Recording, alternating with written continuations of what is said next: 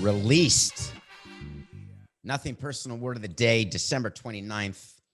3 days left in 2020. The word is released.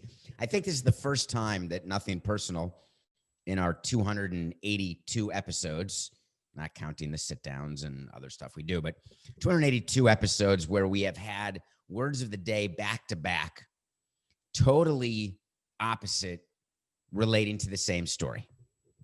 So you know the process. We've got a process. Everyone's got a process. I think you're going to hear when we release one of the end of month mailbag bonus episodes that I'm sort of a routine guy. And this show is put together in a very routine way.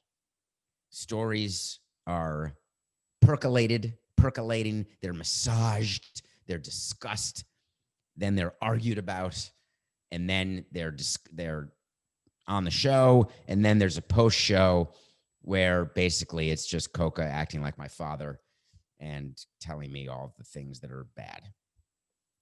So yesterday we had a word of the day, and the word of the day was improvement.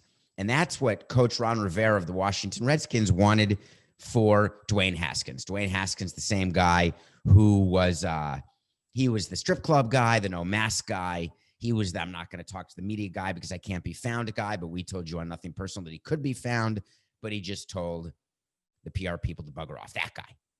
So he eventually did meet the media, and he said that, I'm sorry. It's going to be better. It is what it is. It is what it is. Okay, that's his line. I'm the president of the Washington football team, and I'm saying I don't know what he means by it is what it is, because when you say it is what it is, that means that you feel like you have no control over what you're doing. You can actually do anything and just say it is what it is. I couldn't get my work done. Why couldn't you get your work done? Because it is what it is. Did you do that errand you were supposed to do? How did I couldn't have time to do the errand. It is what it is. He was wide open on the left side, and you were supposed to read the double coverage and make an audible and go to the right side. I didn't see that. It is what it is. All right. Jason Wright, the president of WFT, probably heard Dwayne Haskins, but realized that he was a protected player under the old rules of the WFTs, where Daniel Snyder, the owner, I like him, therefore we keep him. That was sort of how it goes with Washington. I like him, therefore we draft him. I like him, therefore we play him. We don't know why he likes who he likes. We don't know how he evaluates. He's not a scout. He's an owner. So the word of the day was improvement, because that's what Ron Rivera, when asked about Dwayne Haskins just yesterday, said that's what we need. Well, I guess it was 2 days ago because the show was yesterday. And I don't know what day you're listening to this, but today is Wednesday. So it was Tuesday's show, I guess. And he said, we're looking for improvement.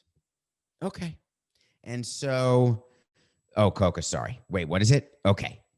5, 10, 20. Today is Tuesday, so I don't know when you're listening to this, but sometime on Sunday, Ron Rivera said we're looking for improvement, so that was the word of the day for Monday. Well, all of a sudden, my phone dings in that dopamine-inducing sound that makes me smile, wince, and grimace. Ding, da-ding, cha-ching. It's Coca telling me that Dwayne Haskins has been released. And so I responded, released? Is that Ron Rivera's view of improvement? Or did Ron Rivera mean that when he's looking for improvement, he means improvement, addition by subtraction? I use that line a lot as president of a team. When we release somebody, it's addition by subtraction. When we traded a player, we'd say, no, we're way better. I used that when the Nationals got rid of Bryce Harper and didn't re-sign him. I said the Nationals are going to be better than the Phillies. Addition by subtraction. That was before the Nationals won the World Series, by the way. So the word of the day today is released because something happened, and I want to tell you how it works. So Ron Rivera and Dan Snyder talk every day, because owners and coaches talk every day, no matter what the owner tells you. And Dan Snyder said, what's going on with Dwayne? Because, if we win on Sunday, we have a chance. We're in the playoffs. We win the division. So are you taking care of the issue with Dwayne? And Ron Rivera said, hey, Danny, we got a problem. This guy is going against everything that Jason and I are trying to accomplish, Jason being the team president. We're trying to change the culture that existed when we got here. I'm not blaming you, Daniel. I'm merely saying that you hired me to make changes. You're giving me input into the new name of the team. You're making me the spokesman on the whole Redskins into the football team. You're helping me design uniforms. You've given me the reins. And the question is, do I really have them? And Dan says, what do you mean by that? And Rivera says, listen, I want to release Haskins. Snyder says, why? That makes no sense. We owe him money. And on top of that, it's like a dead cap hit of over $8 million. He still has a year left on his original rookie deal. I thought you said that you were trying to help him improve. And Ron says, well, that was yesterday. Today, I believe it's in the best interest of the other 55 guys, and I'm totally making up the number on the roster, saying it's 56. It's important that the other 55 guys know that today is different, that they recognize we're not going to do things the way they used to be done. Snyder says, but we do things the way they used to be done. We're just pretending we've changed for PR purposes. And I'm in this huge fight with my limited partners. So everything I do publicly is for everyone to know that days are different. But by the way, I'm in charge. I'm the owner, and I like Dwayne. So Ron Rivera pulls the bunny out of the hat and says, all right, Danny, I'm throwing it down right now. You want to make the playoffs? Our best chance is with a cyborg with one leg and a practice squad dude. Believe it or not, that's our best chance to make the playoffs. And don't you want to make the playoffs to prove that you know best? But Ron, making the playoffs without the quarterback who I drafted, who I insisted on drafting and signing, who has gone from starter to third string to second string to first string, from strippers to avoiding the media to all the stuff he's done wrong. But if he can lead us to victory, that makes it all okay. Rivera said, here it is. I want to release him.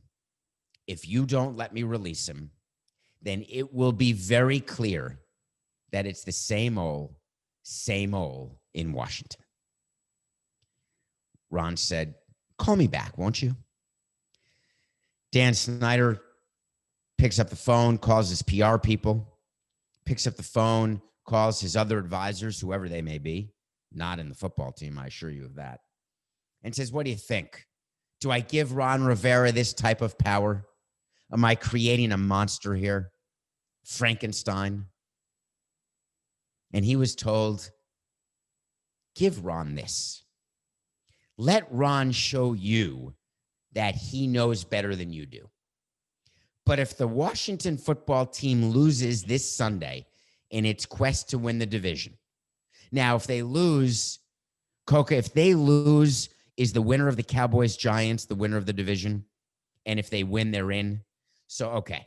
So if they lose and don't make the playoffs because they start a fifth-string quarterback or the guy with one leg, great story, by the way, but the guy with one leg, then you have the power going forward like you always did. And all of the BS that Rivera and the new culture and bringing in Jason as the African-American team president, changing your name, we will sweep that under the carpet and we'll go back to business as usual. And Dan said, all right, I'm in for that. I can sacrifice another year of missed playoffs in order to let the world know that I was right again. So that's what's happening right now in DC. It's going to be a fascinating week because right now Ron Rivera is working 22 hours a day with both quarterbacks, putting in a game plan for Sunday's game to ensure victory because he does not want to be embarrassed, number one. And number two, he wants to show the owner that he's got it covered. It's going to be interesting, right? I mean, we're going into the final game of the season, as you know. The NL East is up for grabs. A bunch of playoff spots are still up for grabs after yesterday's game. I'm going to definitely watch. I'm not interested in seeding games, right? It doesn't really matter. I'm far more interested in who makes the playoffs and who doesn't. And that's why when you have a chance to watch the NFC East, which we've been talking about all season long on this program, I get to watch the Cowboys, Giants, and then the football team. Who are they playing, Coke? Are they playing the Panthers by chance? I don't know why that would be in my head, although I doubt that's true. The Eagles, right? They're playing the Eagles, who are playing for nothing. By the way, we're going to get to this later in the show, but I got to mention it right now. Last night, I watched the New England Patriots play, and it was the first game in 20 years that they played when they were not either already in or contending for a playoff spot. I don't think we're ever going to see that again. Anyway, we're going to talk about the Patriots because so much happened in last night's game. So much happened, including a nothing personal pick of the day victory. But right now, we got to get to the big baseball news. It took 2 seconds on Twitter at David P. Samson to come up with this question. You know what I want? I want to talk to Samson. So I want to talk to Samson. It's from Half Baked. Half Baked is the movie, and if you're on vacation right now, I encourage you to watch it. I usually call for anywhere between 1/4 and 7/8 baked to watch the movie, but if you're on vacation, I would go a full 16/16. In the movie, there's a character named Samson. People like asking me questions. People want to go talk to Samson. Do you get it? Do you get that? So you get in Twitter, David P. Samson, ask a question, and here was the question. Did the Padres narrow the gap between themselves and the Dodgers by acquiring Blake Snell and Yu Darvish? Huh? What? The Padres acquired Blake Snell and Yu Darvish? I thought it was just Blake Snell, and that hasn't even been announced. Yu Darvish? The Cubs guy? Second in the Cy Young vote guy? The guy who's 34 years old with 3 years and $59 million left on his contract guy?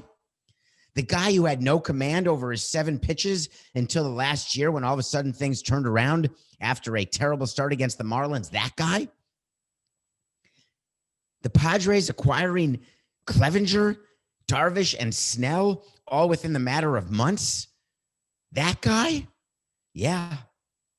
It was rumored and then it was announced, which means I immediately put sweatpants on over my skivvies, put a blazer on that had some pit stains, put a shirt on, went on HQ with Jim Bowden, and had an argument with Bowden, which is what you want when you're analysts on CBS Sports HQ, and him saying what a great deal it was for the Padres, what a horrible deal it was for the Cubs. And of course, CBS Sports HQ, in their inimitable social media wisdom, clips that tape to put on Twitter, that part of the segment, ignoring the part of the segment where I congratulated the Cubs for finding a moron to take Darvish's contract.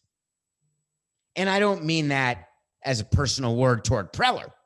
That's a general description of the Padres organization. So what happened? I'm not a fan of Preller. You know that. He doesn't deserve to have the job. So many other GMs out there. I'm not one of them because I'm not a GM. Commonly mistaken. Not a GM. Never was. Never will be. Don't even play one on TV. So many other qualified people to have that job. AJ Preller is the king of off-season acquisitions, phenomenal off-season press. He holds the victory for GMs to have won the off-season and won nothing more. Built up the farm system, top 5 farm system. And they still have it after acquiring Snell and Darvish. They didn't give up anything for Darvish except for 3 of the top 20 prospects they have, none of them in the top 10, plus Zach Davies. Zach Davies. Nope. Zach Davies is going to pitch for the Cubs. He's a number 6 or 7 starter. That's it. Preller, who gave up several of his top 15 prospects for Snell, but still has, according to people who claim to know, none of whom when you're in baseball. Hey, a quick side note, all the farm system rankings, Baseball America, MLB.com, all of the people like the Keith Laws of the world who rank systems. Do you know that when you're in baseball, you don't pay one bit of attention to that unless you're in the top 5 and your major league team sucks? So therefore you can do a press release saying, hey, we have one of the top farm systems, like it matters. So AJ Preller pulls the trigger, and I remind you what's going on in San Diego. Number 1, they're in the NL West. Number 2, they made the playoffs last year in a 60-game shortened season. Number 3, they signed Eric Hosmer to a long-term deal that has not worked out. He's fine. They signed Manny Machado to that huge 10-year deal, and he's now entering year 3. Got some MVP votes, but long way to go. They signed Will Myers, and they can't trade him. They tried to trade him. They begged to trade him. They did everything they could to trade him. They were willing to pay down his money almost to bupkis to trade him. No one would take him. He came back, had a pretty good 60 games. They got Fernando Tatis' son, who's damn good. They got Chris Paddock for Fernando Rodney. No idea where they got Chris Paddock from. Some team, I think it was at one of the Florida teams. Chris Paddock was supposed to be a number 1 or number 2 starter, except I told you that he's a number 5 starter. Turns out that's what he's going to end up being. And I only know that because that's what I was told by our scouts and development people who know what they were doing, despite evidence to the contrary that you all give me. Although you don't do that as much. So the Padres are saying we can catch those Dodgers in the NL West. That same team that won the World Series, the same team that's had a lock on the division, not quite as long as the Patriots, but it's getting closer. The same Padres who had a change in control this offseason. Change in control means that the owner, named Ron Fowler, who was the control person, which simply means that at the end of the day, he's the one responsible to Major League Baseball when a decision has to be made or a vote has to be made as far as Major League Baseball votes are concerned. Let me give you an example. When Steve Cohen is trying to buy the Mets, he needs the vote of the Padres. The vote of the Padres is not the organization. It's the one control person. When there is a vote over who the next commissioner will be, there are 30 people who have a vote. To be a control person does not mean that you own the majority of the team, though MLB is trying to go that way. It doesn't mean anything other than you have been approved by MLB as, quote unquote, the control person. So Ron Fowler gave up his control as the control person to Peter Seidler, I believe is his last name, and I've met him 20 times. I've been in a car with him 5 times, and I've sat next to him 20 times. And I can't remember if it's Seidler or Seidlin, but I think it's Seidler. I apologize, Peter. So Peter became the control person. It is Seidler. Thank you, Coca. Good morning, Coca. Morning. So Seidler is the control person. Everyone is now saying, wow, he's loosened up the purse strings. That's not how it works. The ownership of the Padres is a conglomerate. Fowler is in that ownership group as well as Seidler. Just because Fowler's not the control person doesn't mean that decisions about what the payroll is going to be are now made by Seidler. No, they are made by the partnership that owns the Padres, where there's a general partner, and the general partner, whether he's the control person or not, actually is the one who controls the budget. AJ Preller, who has been protected in a way that I've never seen any GM or manager protected until this year, Tony La Russa was protected by Jerry Reinsdorf. That level of protection is rare and hard to find, and it usually comes with pictures of people with goats. But the protection that AJ Preller has is staggering. AJ Preller is the same GM that absolutely ruined the Padres that offseason when he won the offseason by signing James Shields or trading for James Shields, signing Craig Kimbrell, signing these guys. They come in, they stink. He trades them. He rebuilds. He builds the farm system. Then he starts signing other long-term deals. Then he gets Machado.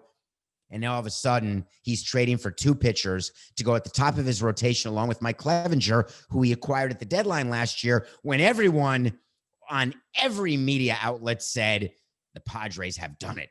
They've gotten the guy. Well, that guy now is Tommy John, didn't pitch in the playoffs except maybe to 2 batters, and he's not going to pitch all of 2021. So then A.J. Preller says, no problem, we're going to get Blake Snell. Blake Snell is the same guy who's never gone more than 5 full innings all year last year. But somehow it's been written that he's now this big innings eater guy, former Cy Young winner at the top of the rotation. Preller says, no, not enough. We want another one. Meanwhile, what's going on in Chicago is the owner of the Cubs, the Ricketts family, ignore the fact that they're one of the wealthiest families in the country because the media is all over that. How could they be rebuilding and retooling when they are the richest people amongst the richest people in the country? Well, that doesn't take into account the amount of money the team loses or the amount of debt they have both on the team and with their other business, their ancillary development they're doing around Wrigley Field. You've got to get cash from somewhere. We've given you that concept on Nothing Personal. Cash just doesn't appear. Hey, look, I live in a big house. Give me cash. No. The Cubs needed to get rid of Darvish. Why? When you've got 3 years left on the 6-year deal that they signed Darvish for $126 million, which was a horrible deal when it was signed, and a horrible deal today, even though he had a good year last year in 60 games. Don't give me your crap that he was second in Cy Young after 60 games. Who cares? Who cares? The Cubs needed to shed salary. They non-tendered Schwarber. They had a complete change because of COVID that no one could have predicted.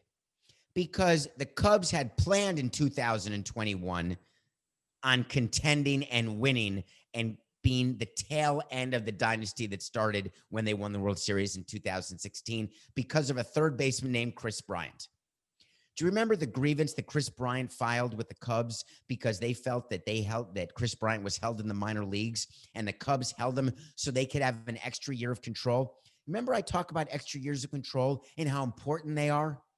Guess what? This year is the extra year of control that the Cubs fought for Chris Bryant and why they held him back. This year, 2021, the Cubs could not have predicted when they held down Chris Bryant that 2021 would be an absolute merde show. They couldn't have predicted that. They couldn't have predicted no fans in the stand at Wrigley. We all know because we've told you that Rizzo and Baez and Bryant are all free agents in 2022. We all know when Theo left because we told you that he saw this coming because he was told what the budget was, didn't want to be a part of a retool, and by the way, was being tampered with and knew that his guys were going to be hired in New York. We'll get to that, I promise you. So the Cubs are looking for anybody. If there is a P.T. Barnum out there, they want to find him. P.T. Barnum, dun dun dun dun dun dun dun dun dun dun dun dun dun dun dun touch, dun touch. Yeah, sucker born every minute. Jed Hoyer called 29 teams. Hey, do you want Darvish? Hey, do you want Darvish? Hey, we got Darvish. You want Darvish? Anybody? Darvish? Oh, you want us to pay down 50 of the 59? No. All right. Anyway, okay. Do you want Darvish? Texting. Oh, the winter meetings are virtual. Who cares? Text. Okay, Darvish. All right. Hold on. C, D, E, F, A, P. Oh my God. Call Preller right now. Hey, we got Darvish available. You want Darvish? Yeah, you're going to have to take all his money. Yeah, we're going to want prospects back. Just give us, some in the top 20. They can be young. We're good. It doesn't matter. Yeah, you got to take his money. Oh, yeah. We're going to need Zach Davies back because we actually have to have 5 pitchers who can pitch next year. We've got Hendricks in the 1. We're going to put Davies in the 2, and then we're going to put Dopey, Sneezy, and Grumpy in 3, 4, 5 if Samson and Coca's elbows don't hold up. But it doesn't matter. Probably won't be fans in the stands because the vaccine's not going to come that quickly. Our revenues for crap. The team just isn't as good. We saw them lose 2 in a row to the Marlins after a 60-game season. Okay, wait a minute. You better ask Peter. Or Ron. Who are you going to ask, Preller? Wait a minute. You'll take Darvish? What about medical? Do we need medical? Preller said, don't worry about medical. I got several sets of medicals. I'll give you whatever medical you want, and I don't care if your guy's hurt because I'm going to win the offseason. He's fine. Didn't he make 12 starts last year? By the way, we're going to need his personal catcher because he has a personal catcher. I don't love the fact that there's personal catchers, but we'll take that. Okay, good. Personal catcher for Darvish? Take him. No problem. Wait, you're going to take all $59 million, right? It's a joke, folks. I'll tell you right now, the Padres won the offseason. They won it. Congratulations. How many rings do you get for winning the offseason? Look at me. Ringless. Well, I actually have a ring, but that's not the year we won the offseason. The year we won the offseason, we got smoked in the regular season. Every team that wins the offseason underperforms in the regular season. It's math. It's definitional. I'm a little worked up about this trade. So you're asking me, did they narrow the gap with the Dodgers? No. The Dodgers will win the NL West again. Mark my words. As a matter of fact, Coca, book it, move it up in the show. Wait to see. Wait to see is when we tell you something's going to happen. Sometimes it does. Sometimes it doesn't. But I guarantee you, my wait to see for December 29, 2020 is the Los Angeles Dodgers will win the NL West. I could have put it the other way, actually, in case the Diamondbacks or the Rockies somehow come out of nowhere over 162 games. NGTH. Not going to happen. So I can't say, I guess I could say the Padres won't win the NL West. Should that be the wait to see instead? Nah, that's, you know what? That's too wussy-like. The Dodgers will win the NL West. Wait to see. Do you know that Steve Cohen tweeted about the trade? Steve Cohen is the owner of the Mets. Steve Cohen is the guy on Twitter. Yes, I've got dopamine jealousy. And someone tweeted as a response to his tweet, which was that it is no surprise. I want to get this right. I'm putting on my glasses, Coca, because I want to give you the exact quote, because wouldn't it be interesting if I got it wrong? But it had something to do with farm systems, right? And Steve Cohen was saying, oh, here it is. Hey, give the Padres credit. They had a top 5 farm system that gave them flexibility to trade for Snell. Newsflash, the Mets farm system needs to be replenished. I got a newsflash for you. And I responded to that tweet by saying, newsflash, you don't need prospects to sign free agents. Now, it turns out there was someone else on Twitter who had the same response, who had the same thought. And here was his answer. His answer was, and I quote, someone said, newsflash, signing free agents does not cost prospects. That wasn't me. That was someone else. His answer was, thanks, Vin. You should be my chief of strategy. All right, let me give some strategy to the New York Metropolitans right now. When you overpromise and then underdeliver, your honeymoon period shrinks in lockstep to the amount of gap between the overpromise and the underdeliver. When you buy a team and you say that you recognize that payroll is going to go up, that you are going to be active with free agents, when you tweet the fact that you are going to speak to your GM and wonder why there's not more activity, which is the biggest crock of crap I've ever heard. A, you speak to your GM every day. B,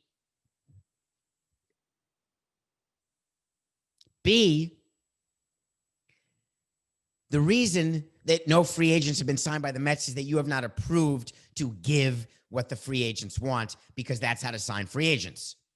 To guarantee to get a free agent, you have to overpay. Now, you can claim that it's smart not to overpay, and I'll agree. You can claim that it's good to have a good farm system, and I'll say you're right.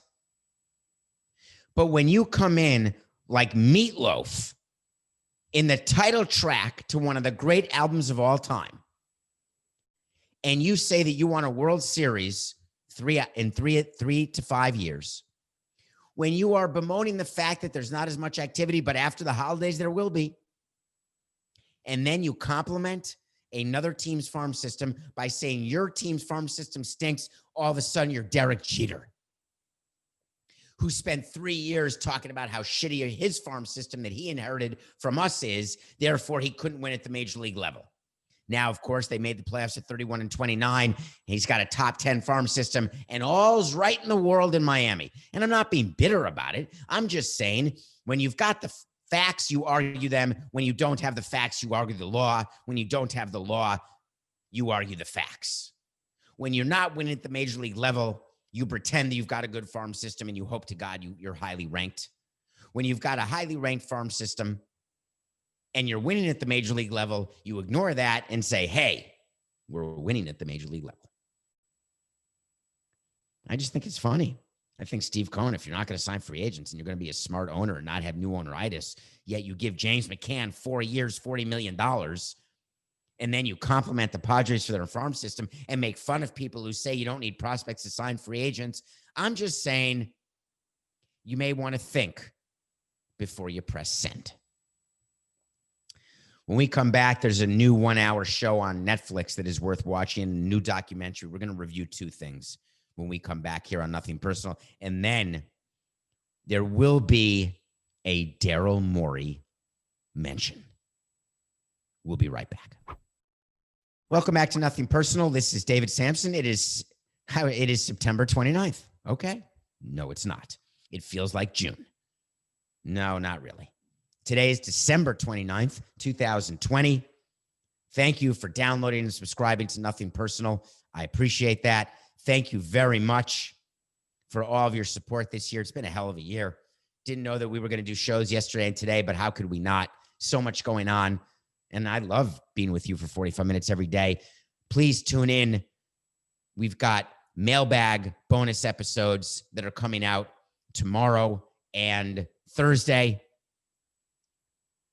And then we'll be back on Monday, January 4th, with episode 283. But over the next 2 days, you'll get some pretty good mailbag episodes. Those are when you ask me questions at Twitter at David P. Samson. I just want to take a minute and just say thank you. And I say that with humility. I appreciate your loyalty. You know I do. And I try to be in touch with as many of you as I can. Coca is also very appreciative because he spends the entire show as the producer sitting on a very uncomfortable squeaky stool that drives me crazy in my left ear because I hear this during the show. Now, he's definitely not doing, Jeffrey Toobin. He's paying very close attention to the show. But Coca needs a new chair in addition to a trip to Europe. So Coca appreciates your loyalty as well. Part of what we do and that I love on Nothing Personal, I love watching a movie every day, which I do. I've been watching a movie a day for decades, actually. I love them. I've gotten into TV the last couple of years. I love watching TV series. I get to review those. I watched 2 things in the last 2 days that I want to mention today. One is called Under the Grapefruit Tree, the CC Sabathia story. HBO released about an hour and 7-minute documentary. Although my other thing I'm reviewing may be an hour and 7 minutes. One of them was 67 minutes and one was 83 minutes. I can't remember which is which. But I'm asking for 143 minutes of your time total with these 2 shows. Under the Grapefruit Tree is the CC Sabathia story. CC Sabathia, that Cleveland Indian pitcher, that famous Cleveland Indian pitcher. Do you remember him? Remember when he was traded to the Brewers after that great run in Cleveland, helped the Brewers to the playoffs? Remember he was then a free agent. He was with the Brewers for that half a season, beloved in Milwaukee. Then he signed with the Yankees, that huge contract at the time. Then won the World Series with them in 2009, their first year, the last time the Yankees won the World Series, and was basically a cult hero because of it. That was the one World Series, believe it or not, that A-Rod and A.J. Burnett were both on those teams, which shocks me that you could put those characters on a team and win a World Series, but they did. The story goes through how he started his life by taking grapefruits from under a grapefruit tree and throwing them like baseballs, that he wanted to be a pitcher his whole life. That's why it's called Under the Grapefruit Tree. He's been with his high school sweetheart forever. They've got kids, several kids. 3, 4 kids. The story focuses on his career, but the interesting part of the story is the addict recovery part of the story. CC Sabathia was an alcoholic in a way that you see in clubhouses way more often than we discuss. An alcoholic, a functioning alcoholic, where he's able to take the ball every 5 days, but under all definitions, he's an alcoholic. Then he decided to get help, and he told his team that he was checking into rehab because he finally, in his mind, hit rock bottom when he says he couldn't throw a bullpen because he was so hungover. By the way, that's a Tuesday for many professional athletes and people in all professions when they're too hungover that they can't perform in myriad capacities. There is some mention in the documentary, that he chose rehab as the Yankees had clinched a playoff spot and were about to go to the playoffs. He chose that day to leave the team. He was lauded for his professionalism, his strength. And I want to be extremely clear where I stand on this. I want everyone to acknowledge when they need help and then to get help. I want every company to allow its employees to get help at any time that employee recognizes that he, she, or they need help. I want every company to support that employee financially, spiritually. I want that employee's job to be there when that employee gets through the other side of the gauntlet that is addiction, if there is even a way to get to the other side.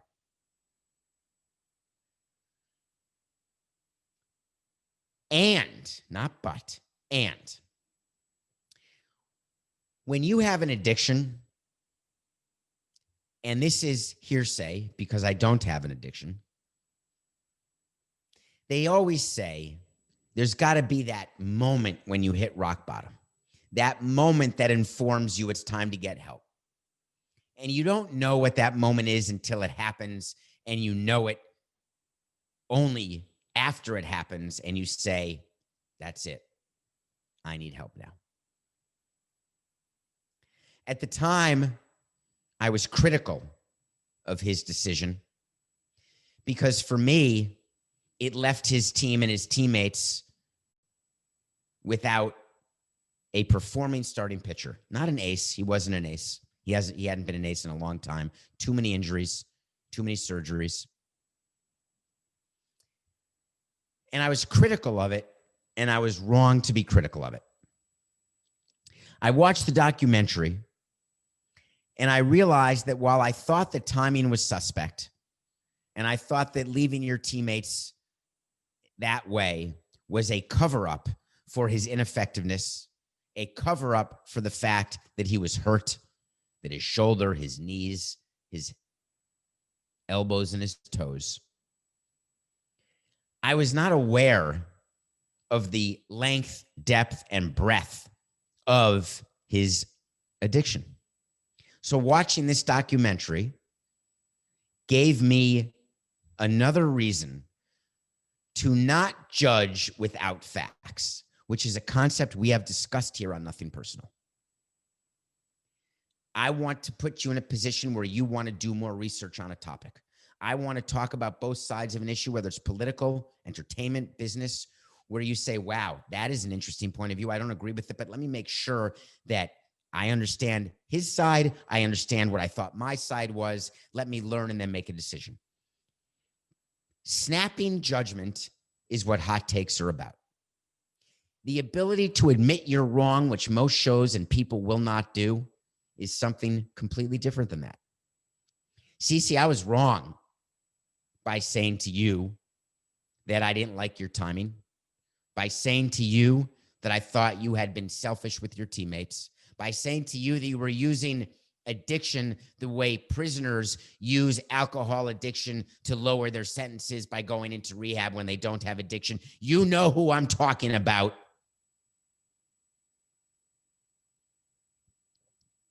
I was wrong. Watch the documentary and learn about CC Sabathia. It's a story of redemption. The other show to watch is called Death to 2020. It's a show that just came out on Netflix. I think that's the 67-minute one. I think that's right. Sabathia was 83 and Death to 2020 is 67. Death to 2020 is a show on Netflix that has Hugh Grant playing a nutty professor. It has Samuel Jackson playing, I think, Samuel Jackson, but he's got a different name. It has several other actors and actresses playing characters describing the events of 2020 using real footage. So they go back to January and go all the way through now, all the way back to the fires in Australia, which I had totally forgotten about. I told you that the death of Kobe Bryant seems like 10 years ago. Going through the beginning of the COVID crisis, all of the things that went on with the Democratic primary, which I had totally forgotten about. The craziness of the election, some of the things President Trump has done or not done. And it does it under a veil of insanely funny, ironic humor. You're going to watch it and you're going to say to yourself, did that all really happen in one calendar year? I like to reflect on New Year's Eve, what's happened the previous year. I like to think about where I was last New Year's Eve versus this New Year's Eve, what changes have been made, what improvements have been made, what resolutions I made that I broke, what resolutions I made that I kept. I like making lists of resolutions. Death to 2020 fascinates me. Hugh Grant is segueing from a young romantic heartthrob into an old character actor with distinguished attributes.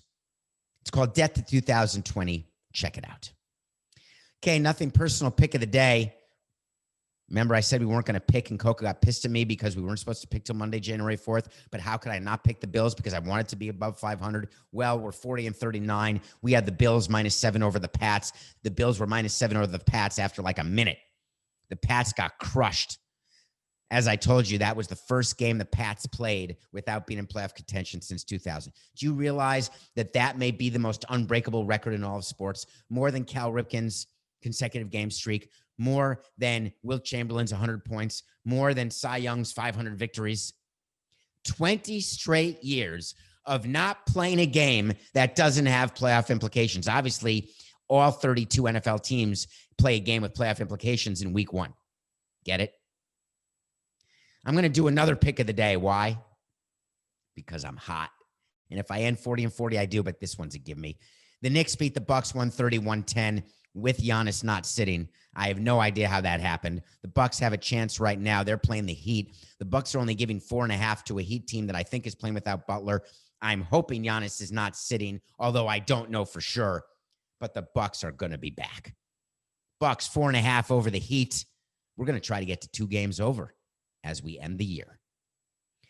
All right, to finish off, we got to talk about Daryl Morey. We're going to end 2020 the way 2019 sort of ended, with Daryl Morey, the GM of the Rockets, talking about China, leaving the Rockets, joining the Sixers. Well, he's at it again. Daryl Morey does not realize that when you post something on Twitter and you delete it, it can get screen grabbed and put in the world of social media forever. Daryl Morey was fined $50,000 by the NBA for a social media post that he has deleted about James Harden. James Harden, the guy who wants to get traded out of Houston, who wanted to only get traded to like one team, the Nets. Now he's willing to get traded to like 10 teams. And I had to wait to see that the Rockets were going to trade him, but they haven't traded him. He's playing for the Rockets. The Rockets are not playing well. They lost again last night. Well, Daryl Morey apparently talked about James Harden. And the NBA said, we're going to take this opportunity to take $50,000. And by the way, fines do get paid. Daryl Morey has to give $50,000. The first thing he does is he goes to David Blitzer and Josh Harris, the owners of the Sixers, and says, hey, will you pay my fine? Often as an owner and president, we would pay the fines of our employees.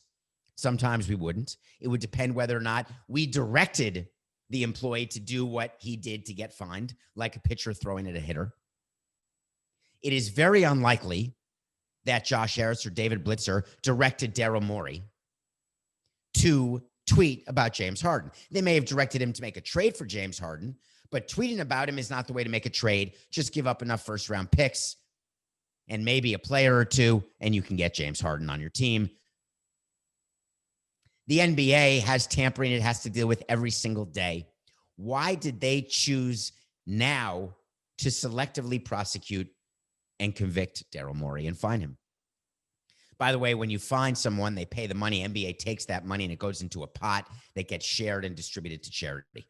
There's a pot that baseball has of all the fines. There's a pot the NFL and the NBA have. It's controlled by both the union and the league, and it ends up going to charitable causes. The NBA has to decide through Adam Silver when they're going to fine someone and not, because tampering is going on every single day. But Daryl Morey has on his head a dartboard. Why? Because of China, because of business. Daryl Morey has to be on his best behavior for the rest of his career, because anytime the NBA can be seen to discipline Daryl Morey for anything, they get to say to China, look what we did. They get to say to the world, hey, we don't agree with what happened with Daryl Morey because we miss you, China. We love you, China. We need you, China. Daryl Morey is 50 grand lighter in the wallet today, and it has nothing to do with his tweet deleted about James Harden. It's all just business. Show me the money, Daryl. It's nothing personal.